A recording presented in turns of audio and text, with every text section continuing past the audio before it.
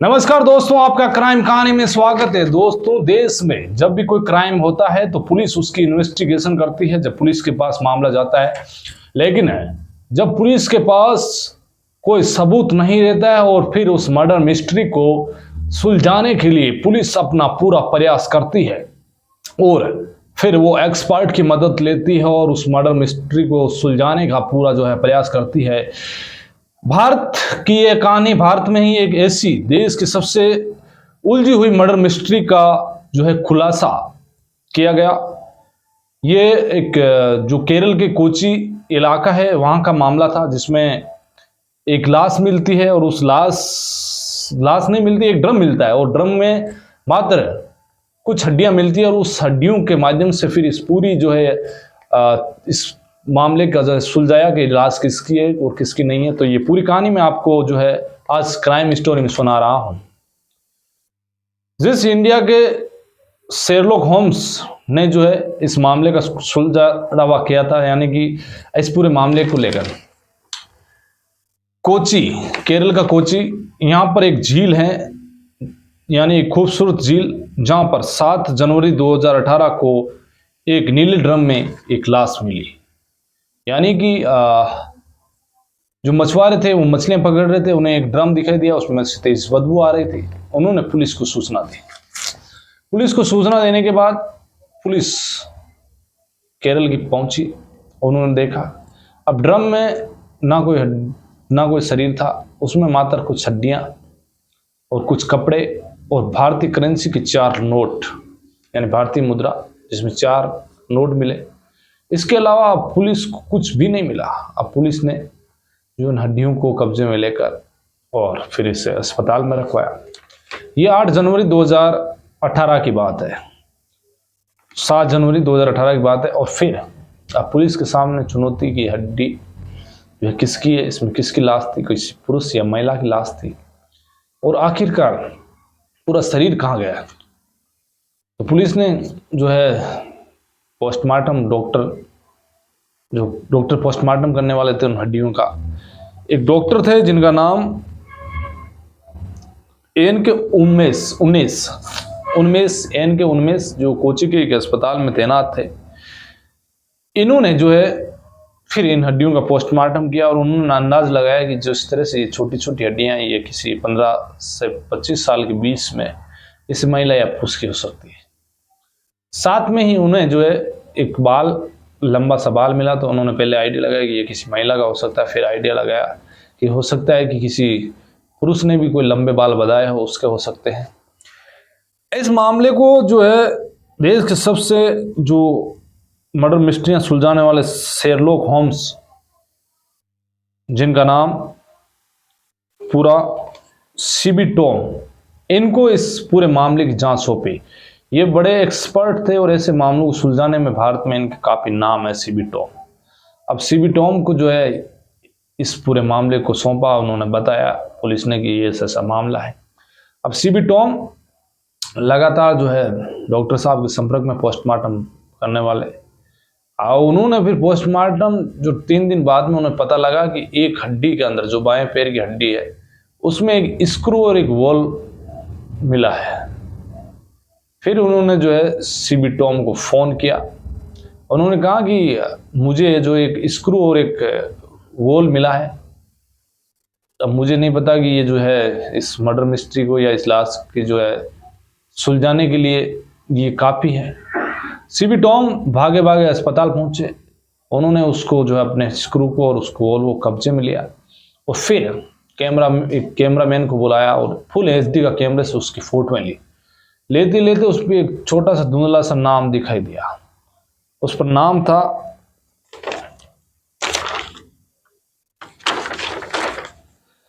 पित्रकार, जो एक पुणे की कंपनी है। गूगल में सर्च किया पित्रकार, फिर ये पित्रकार जो कंपनी है इसके ओनर से संपर्क किया। तो उन्होंने कहा कि हाँ, हमारी कंपनी है जो ऐसे स्क्रू वगैरह सप्लाई करती है। तो अब पता लगाया कि उसमें जो नोट मिले थे वो पुरानी करेंसी के थे। जो 4 नोट मिले 500 के 3 और 100 का, वो जो 8 नवंबर 2016 को जो भारतीय करेंसी थी पुरानी, उसको जो बैन किया गया था, उस समय के नोट थे। तो एक बार पुलिस को ये लगा कि ये लाश जो है 2 साल पहले इस ड्रम में डाली गई है, और इसी वजह से जो है पूरी लाश जो है मात्र ये कंकाल बचे, हड्डियां बची, और पूरी जो है जिस्म इसका पूरा खत्म हो चुका था। काफी दिनों तक ये नंदी में रही, उस झील में रही। तो अनुमान लगाया कि 2 साल पुरानी हो सकती है, और इसकी हत्या है जो 2016 में ही कर दी गई, यानी कि 8 नवंबर 2016 को नोट बैन हुए। लेकिन उससे पहले जो है पुलिस ने अपना दिमाग लड़ाया और ये पता किया सीबी टॉम ने कि जरूर ये मर्डर जो है 8 नवंबर से पहले पहले हुआ है, यानी 8 नवंबर 2016 से पहले पहले। इस वजह से इसके पास भी पैसे रहेंगे। अब पुलिस और सीबी टॉम ने जो है उस कंपनी के अधिकारियों से संपर्क किया और उन्होंने पूछा कि 2016 के दरमियान में कितने जो है स्क्रू आपने सप्लाई किए। तो फिर जो पित्रकार कंपनी है उसके अधिकारी ने बताया कि 161 ऐसे स्क्रू वोल्व जो है सप्लाई किए थे, जिसमें से 155 स्क्रू और वोल्वो बोल जो महाराष्ट्र और गुजरात में सप्लाई किए, और बाकी के जो 6 हैं वो केरल में सप्लाई किए। अब सीबी टॉम के पास इतना सब कुछ आ चुका था कि अब 6 लोगों को ही उनसे संपर्क करना है। तो उन्होंने जिस जिस अस्पताल को जो है उपलब्ध कराए थे वहां से जो है रिपोर्ट लिया कि किस किस जो है लोगों को ये स्क्रू लगाए थे। तो पता लगाया जिसमें 5 लोग पुलिस को मिल गए, लेकिन 6ठा जो है नहीं मिला। आसपास ढूंढा तो एक निजी अस्पताल में जो है पता किया कि इस तारीख को ये 6वां नंबर का उसके साथ कौन था। तो एक लड़की जिसका नाम अस्वती, जिसने 19 सितंबर 2016 को इस अस्पताल में जो है ऑपरेशन करवाया था, निजी अस्पताल में। उसकी मम्मी जो शकुंतला है। अब जो अस्वती से पूछा गया पुलिस ने कि तुम्हारी मम्मी कहाँ है, तो उसने बताया कि मुझे नहीं पता, वो 2 साल से कहाँ चली गई है। तो उसने फिर ऐसा जवाब दिया। तो पुलिस ने सोचा कि आखिरकार है कि मामला क्या है।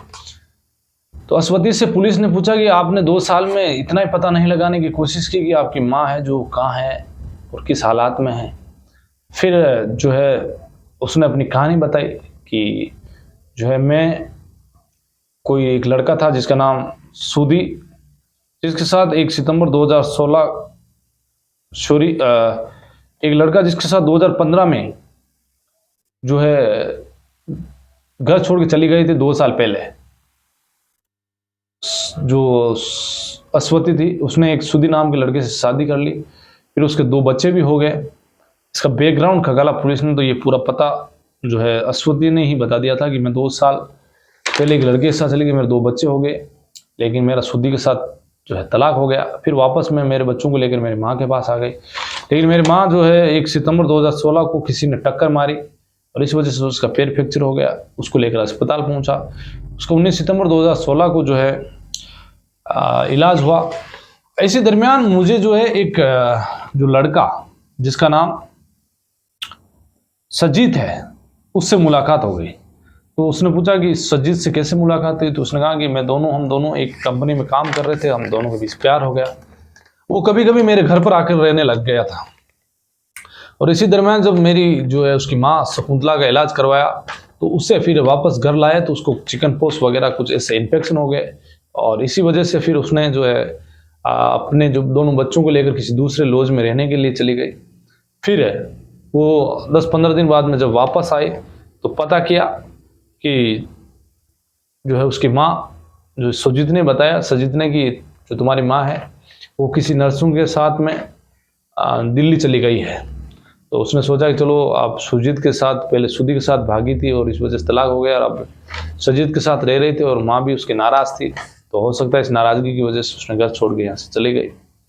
लेकिन अब पुलिस के सामने इस मर्डर मिस्ट्री में और उलझती जा रही थी।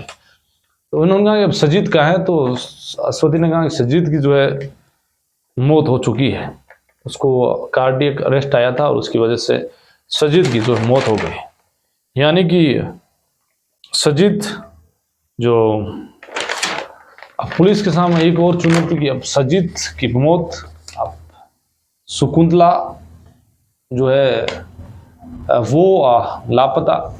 ये तो पता लग चुका था कि अब शकुंतला की डेट जो है, इसमें जो अवशेष हैं वो शकुंतला के हैं। तो उस बेटी के जो है डीएनए टेस्ट लिया, उसका डीएनए लिए, उसके हड्डियों का डीएनए लिए और फिर जांच करवाई। अब ये तो पता हो चुका था कि ये जो पूरा मामला, अब सजीत का जब बैकग्राउंड खंगाला गया तो ये पता चला कि जो सजीत का दोस्त है सुरेश, उसने जो है ये ड्रम उपलब्ध कराया था। सुरेश को जब पुलिस उठाकर लेकर आए तो फिर पता चला कि हाँ, ये जो है सजीत ने ही जो है शकुंतला की हत्या की थी। सजीत ने जो है अपने दोस्तों के साथ मिलकर, जब वो लॉज में, इसकी बेटी लॉज में रहने चली गई, जब उसके माँ को इन्फेक्शन हो गया था, चिकन पॉक्स वगैरह ऐसे इन्फेक्शन हो गए, तो वो रहने के लिए किसी दूसरे जो जगह पर गए। उसके बाद में जो ये सजीत है, इसने सोचा कि अब कोई नहीं है और ये उसके ऊपर जो है लगातार उसको गुस्सा कर रही है, उससे जो है बेटी से वो प्यार करता है, उसके साथ रहता है, इस वजह से वो उससे ईर्ष्या करती है।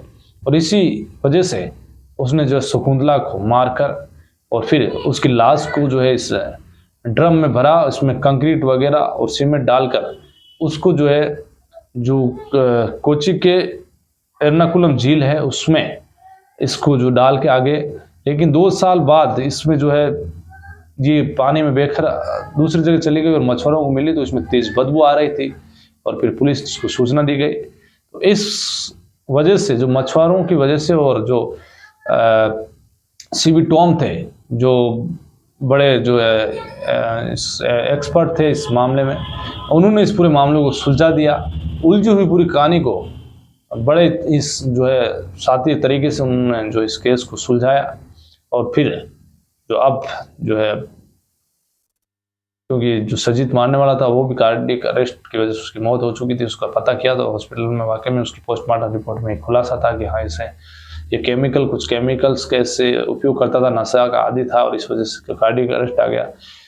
फिर जो शकुंतला का बैकग्राउंड खंगाला तो शकुंतला भी एक जो है लावारिस हालत में एक सरस्वती नाम की महिला को मिली थी, उसने ही उसे पाला पोसा। उसका एक यही कोची के एर्नाकुलम के आसपास इलाके में एक राजनीतिक पार्टी के कार्यकर्ता के साथ उसकी शादी की।